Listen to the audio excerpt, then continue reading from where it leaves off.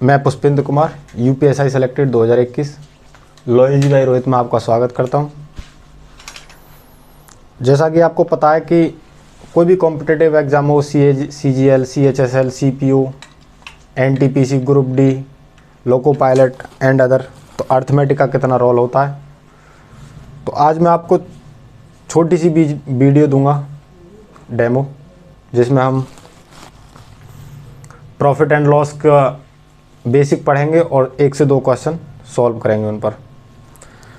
तो profit and loss क्या होता है, सबसे पहले तो हम ये जानेंगे। प्रॉफिट एंड लॉस में जो मेरा मत है वो ये है कि प्रॉफिट एंड लॉस आया कैसे। तो बहुत पहले पुराने टाइम पर क्या होता था कि वस्तु के बदले वस्तु मिल जाती थी। जैसे कोई मार्कर बना रहा है, कोई कपड़े बना रहा है, कोई कुछ बना रहा है, कुछ बना रहा है। गांव में तो आज भी आपने देखा होगा कि बालों के बदले बर्तन मिल जाते हैं।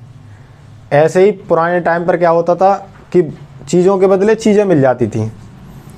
समय धीरे धीरे बढ़ता गया और लोगों के मन में लालच आने लगा, तो उन्होंने फिर प्रॉफिट की तरफ बढ़ना स्टार्ट किया। तो हम एक स्ट्रक्चर के माध्यम से मैं तुम्हें समझाने की कोशिश करूँगा। उसके बाद हम मेन प्रॉफिट एंड लॉस पर आएंगे। जैसे हम देखते हैं, मेरा मकसद है सबसे पहले मैथ में इंटरेस्ट क्रिएट करना। अगर आपका मैथ में इंटरेस्ट क्रिएट हो जाएगा तो आपको मैथ अच्छे से समझ में आएगा। तो क्या होता था, जैसे ये था बनाने वाला, आपने टर्म सुनी होगी प्रॉफिट एंड लॉस में, प्रॉफिट एंड लॉस हम ये पढ़ेंगे आज। तो सबसे पहले क्या होता था, बनाने वाला जो वस्तुओं को बनाता था, और एक इधर होता था जिसको हम बेचते थे, खरीदार जिसे बोलते थे। अब क्या होता था, जैसे इसने एक मार्कर बनाया, अब मार्कर बनाया तो इसको मार्कर की नीड है, और ये कुछ और बना रहा है, इसको उसकी नीड है। तो ये क्या करते थे, आपस में एक्सचेंज कर लेते थे कि मैं तुम्हें मार्कर दूंगा, आप मुझे वो दी जो आप बना रहे हो वो दीजिए। जैसे सपोज करो ये कपड़ा बनाता था, तो आप मुझे कपड़ा दे दीजिए।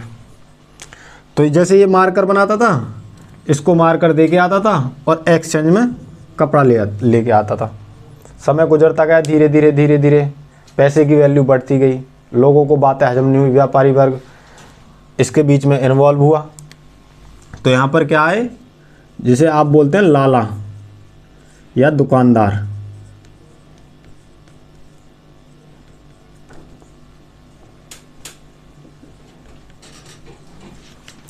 दुकानदार, तो इसने क्या कहा, ये आता है इसके पास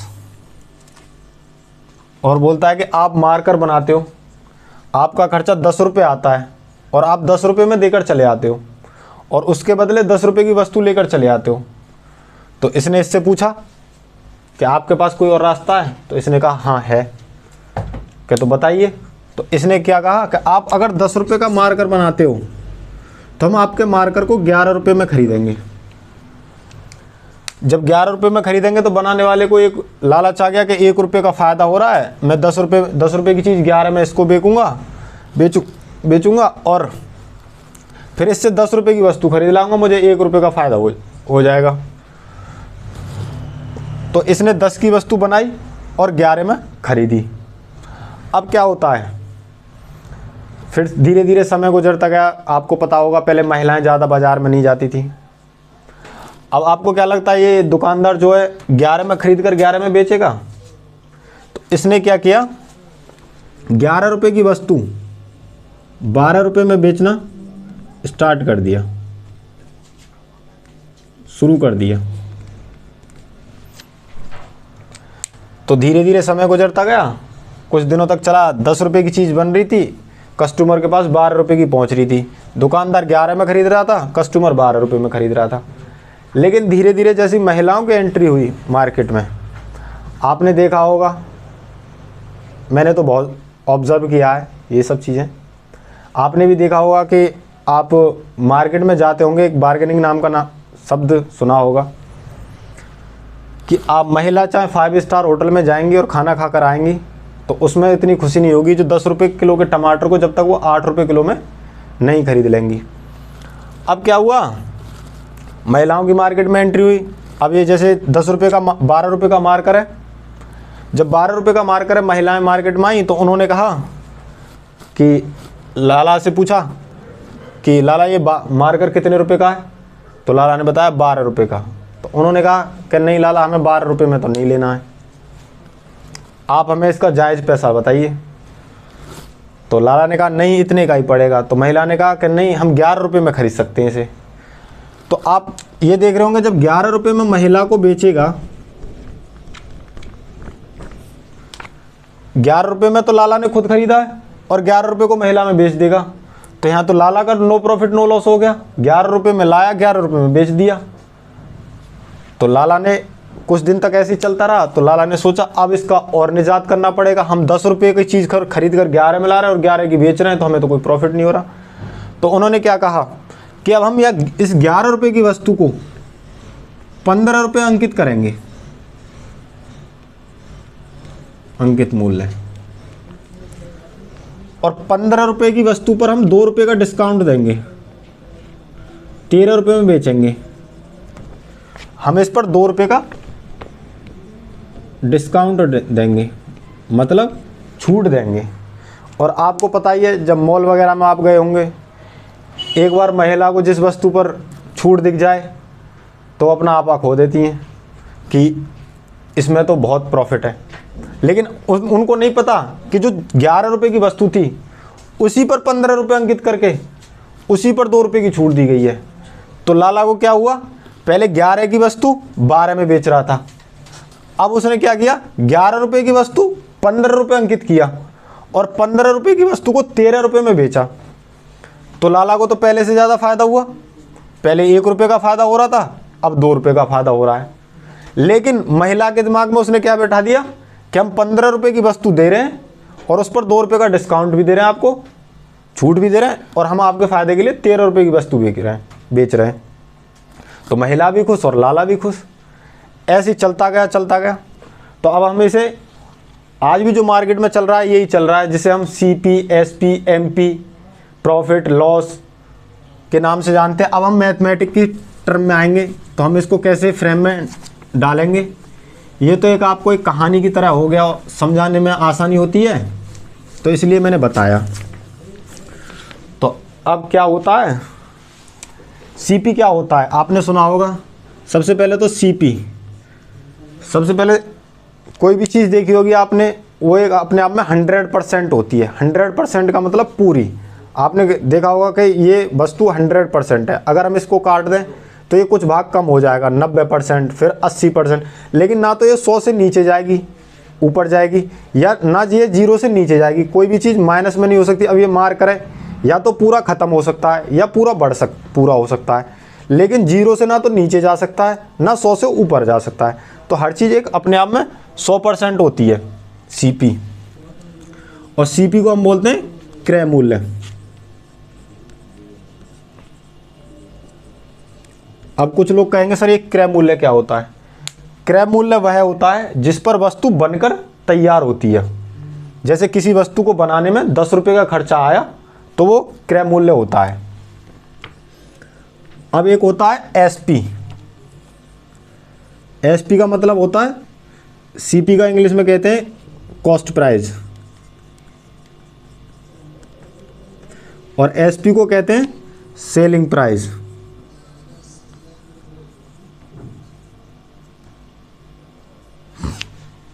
और हिंदी में कहते हैं इसे विक्रय मूल्य। अब कोई चीज़ बनी है 10 रुपये में, या तो उस पर प्रॉफिट होगा या लॉस होगा, या नो प्रॉफिट नो लॉस होगा। यही 3 कंडीशन हो सकती हैं। और प्रॉफिट और लॉस पढ़ना हमें इसलिए भी ज़रूरी है, अगर हम किसी कॉम्पिटिटिव एग्ज़ाम की तैयारी नहीं कर रहे हैं फिर भी हमें पढ़ना ज़रूरी है। जैसे कल के दिन आपने एक दुकान खोली, अब आप दुकान पर 10 रुपये की कोई वस्तु खरीद के ला रहे हो, अब आपको यही नहीं पता कि हमें इस पर प्रॉफिट कैसे प्राप्त करना है। अब आपने कल के दिन दुकान खोली, 10 रुपये की वस्तु खरीद के लाए और 10 रुपये में बेच दी, तो नो प्रॉफिट नो लॉस। अब फिर क्या हुआ, आप अगर 10 रुपये की वस्तु खरीद के लाए, 11 रुपये में बेच दी, तो 1 रुपये का प्रॉफिट हुआ। और आपको पता है कोई भी बिजनेस प्रॉफिट के लिए की जाती है। और जब आपको यही नहीं पता होगा प्रॉफिट एंड लॉस होता क्या है, तो आपको कैसे पता चलेगा कि प्रॉफिट हो रहा है या लॉस हो रहा है। तो इसलिए हमें ये पढ़ना बहुत ज़रूरी है। तो विक्रय मूल्य, विक्रय मूल्य क्या होता है, या तो सीपी पर प्रॉफिट होगा या लॉस होगा। तो विक्रय मूल्य होता है जो सीपी मतलब 100%, ये रुपए में भी हो सकता है, प्लस या माइनस, लाभ या हानि।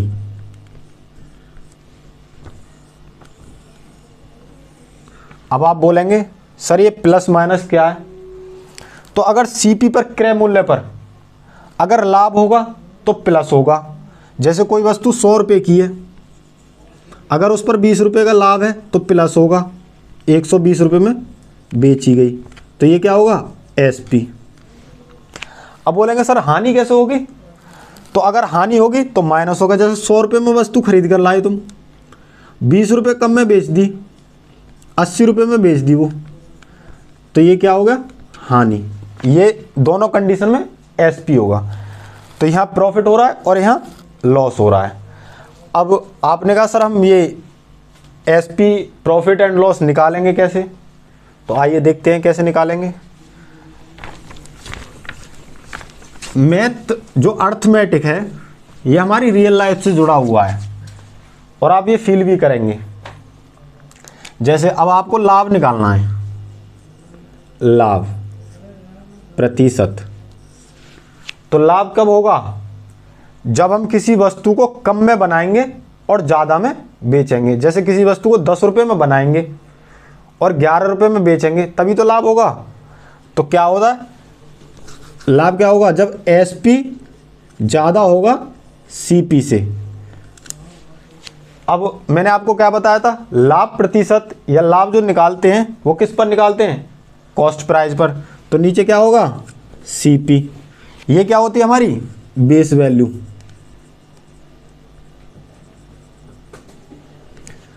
जब तक सवाल में एग्जामिनर कहेगा नहीं कि उसने एसपी पर अपना लाभ जोड़ा है, तब तक हम सीपी पर ही निकालेंगे। अगर उसे किसी और पर चाहिए होगा तो वो लिखेगा, अंकित करेगा कि इस पर लाभ निकालो। गुणा परसेंट में व्यक्त करने के लिए क्या होता है, परसेंटेज का चिन्ह लगाते हैं या फिर मल्टीप्लाई बाई 100। परसेंटेज का ही मतलब 100 ही होता है। तो आप RS अग्रवाल वगैरह देखोगे तो उसमें ये फॉर्मूले लिखे हुए हैं, तो मैंने सोचा आपको मैं भी बता दूं। वैसे इन चीज़ों को याद करने की कोई आवश्यकता नहीं है, मैं आपको ऐसा पढ़ाऊंगा कि इन चीज़ों को रटने की ज़रूरत नहीं पड़ेगी। इतना प्रैक्टिस करा दूंगा कि ऑटोमेटिकली आपको याद हो जाएंगी। अब क्या होता है, हानि प्रतिशत। अब हानि प्रतिशत क्या होगा, जैसे आपने 10 रुपये की मार्कर बनाया और 8 रुपये में बेच दिया, तो मतलब बनाया ज़्यादा में और बेचा कम में, मतलब सीपी ज़्यादा और एसपी कम। जब एसपी कम होगा तो जाहिर सी बात है हानि होगी।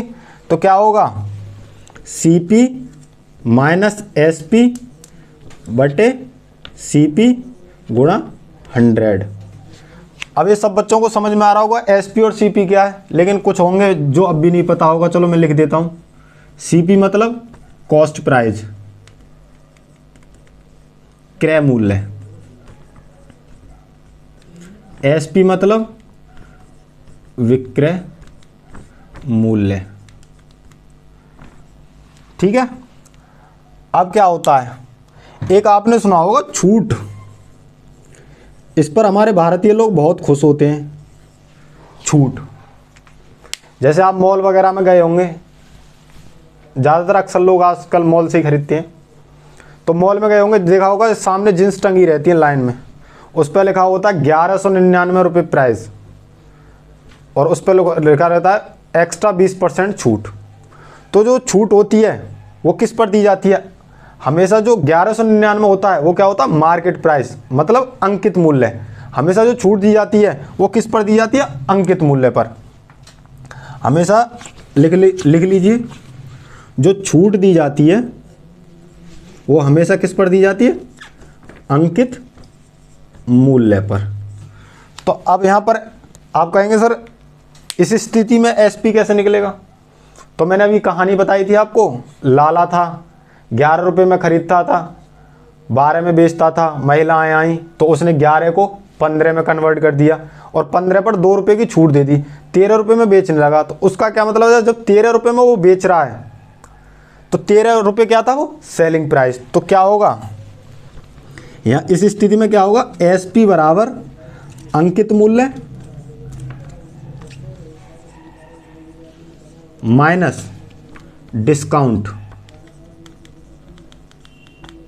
जिसे हम छूट कहते हैं। ठीक है, ये आपको समझ में आया होगा। हम धीरे धीरे करके बढ़ेंगे। अब जो जितना हमने पढ़ा है हम अब इसी पर 2 से 3 क्वेश्चन लगाने की कोशिश करते हैं और समझने की कोशिश करते हैं। बहुत फ्लो में पढ़ेंगे, ऐसा एहसास भी नहीं होगा कि मैथ पढ़ रहे हैं। पूरा एकदम ऐसे समझ में आएगा जैसे दिमाग में छप गया। और मेरा तरीका भी ऐसा ही रहता है कि बस एक बार रिवाइज करो और पूरा दिमाग में छप जाए। तो जैसे अब एक सवाल मैं पूरा लिख के दिखाऊंगा, उसके बाद मैं सीपी और एसपी प्रॉफिट और लॉस की बात करूंगा। ठीक है, जैसे राम किसी वस्तु को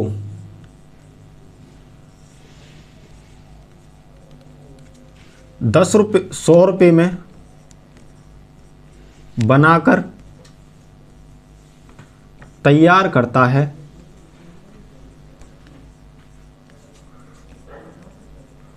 और उसे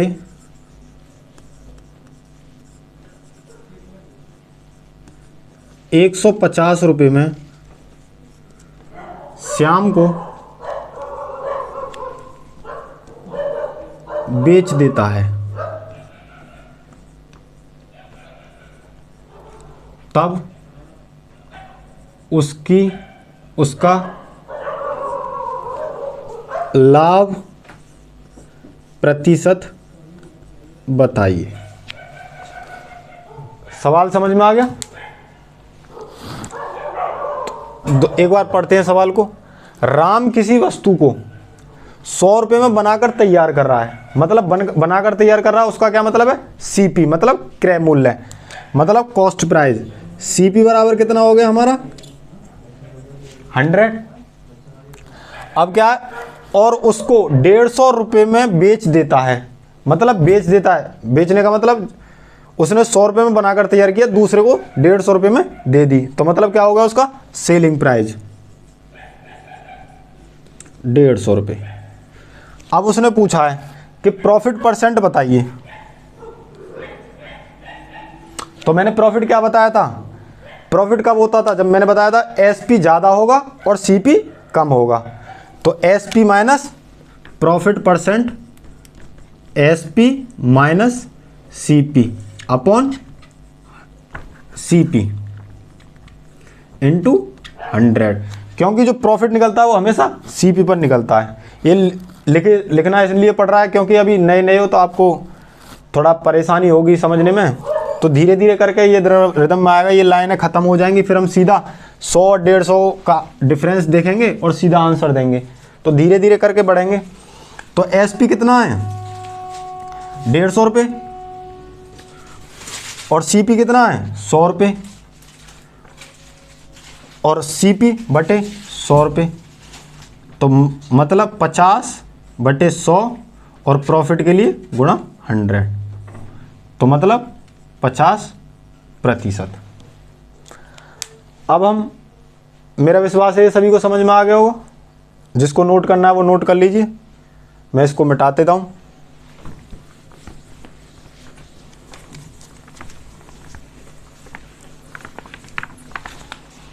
अब हम इसी सवाल में कुछ चेंज करते हैं।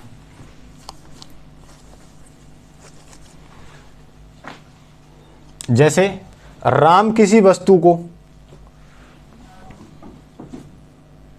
2500 रुपये ले लेते हैं, 2500 रुपये में बनाकर तैयार करता है और वही वस्तु उसी वस्तु को कितने रुपए में बेच देता है?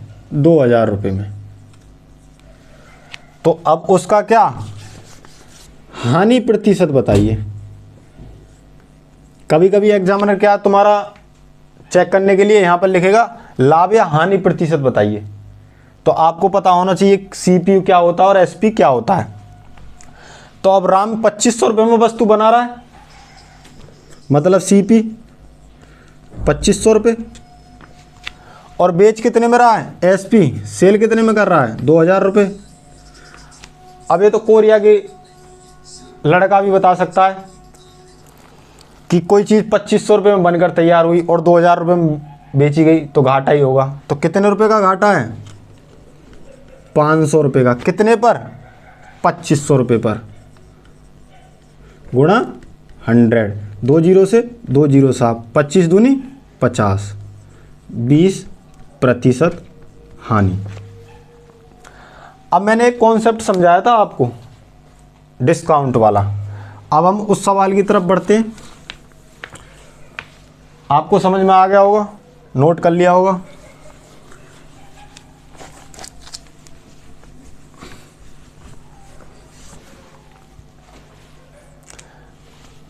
राम किसी वस्तु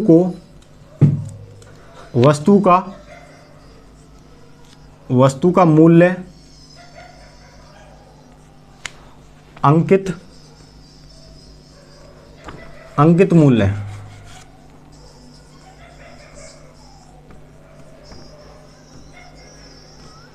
1500 रुपये निर्धारित करता है और वह उस वस्तु को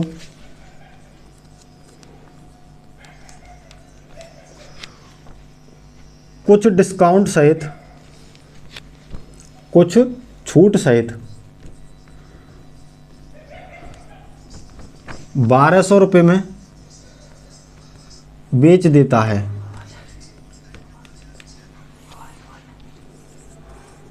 तो छूट प्रतिशत ज्ञात कीजिए। अब राम किसी वस्तु को 1500 रुपये में 1500 रुपये अंकित करता है उसका मूल्य, और बेचते समय क्या करता है? वो कुछ छूट देता है और उस वस्तु को 1200 रुपये में बेच देता है।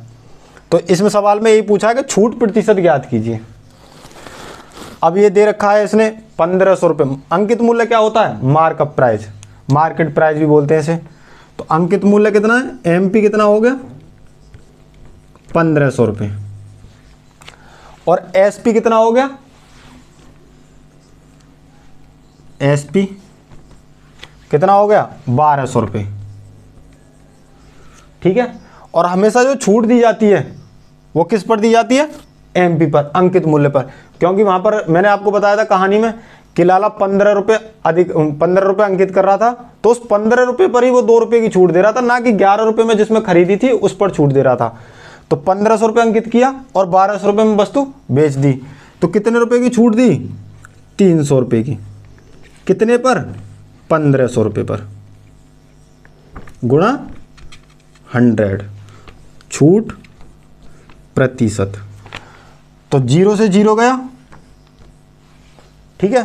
15 दूनी 30, 20% छूट दे दी उसने। मेरा विश्वास है आपको समझ में आ गया होगा। एक बार और समझाने की कोशिश करता हूं। 1500 रुपये अंकित किया, 1200 रुपये में बेच दी, तो कितने रुपए का डिस्काउंट दे दिया? 300 रुपये का। अब वो हमसे परसेंटेज में पूछा है, तो 300 रुपये का डिस्काउंट 1500 रुपये की वस्तु पर गुणा 100। तो अब काट पीट कर लीजिए, 20% आ जाएगा। तो मेरा विश्वास है आपको क्लास अच्छी लगी होगी। एक छोटा सा डेमो था। ऑफलाइन तो मेरा अनुभव करीब एक से 1.25 साल का है। ऑनलाइन में पहली बार था तो थोड़ा हेजिटेशन है अंदर। इतना समझने की कोशिश कीजिएगा। पहली बार था क्योंकि सामने स्टूडेंट बैठे रहते हैं तो समझ में आता है कि किसको समझ में आ रहा है किसको नहीं। अब तो ना तो आप फिजिकली मेरे पास हैं ना मैं आपके पास हूँ, तो इसलिए अभी धीरे धीरे करके निकलेगी। तो मैं कोशिश करूँगा आपको अच्छे से अच्छा कंटेंट देने की। और अगली बार जब हम क्लास कर रहे होंगे तो यहाँ स्लाइड लगी होगी, क्वेश्चन लिखने की ज़रूरत नहीं होगी, आप क्वेश्चन को देखना और मैं सॉल्यूशन करूँगा और नोट्स बनाते चलना प्रॉपर। एक दिन मैथ में आप पाओगे कि आपका मैथ 0 से हीरो लेवल तक पहुँच चुका है विद स्पीड और एंड बेसिक। धन्यवाद।